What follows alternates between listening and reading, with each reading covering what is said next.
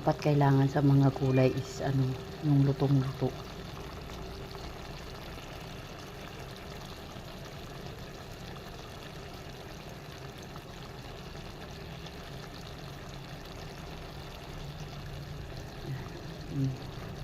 Pakbet ng Ilocano. I love it. Sarap.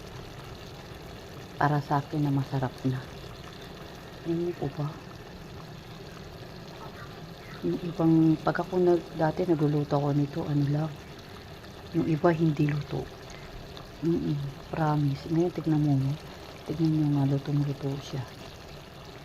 Yung ano, lalo na yung sitaw. Hindi siya luto. Alam ko ng technique kung paano. Ngayon ko lang alam. Matagal na ako nagluluto nito. Pero ngayon, alam ko na. Kaya bihira akong magluto ng pakbet. Kasi hindi ako nasasarapan. O kahit yung mga kasama ko dito, hindi sila nasasarapan sa luto. Now I know. I know kung paano. I love it.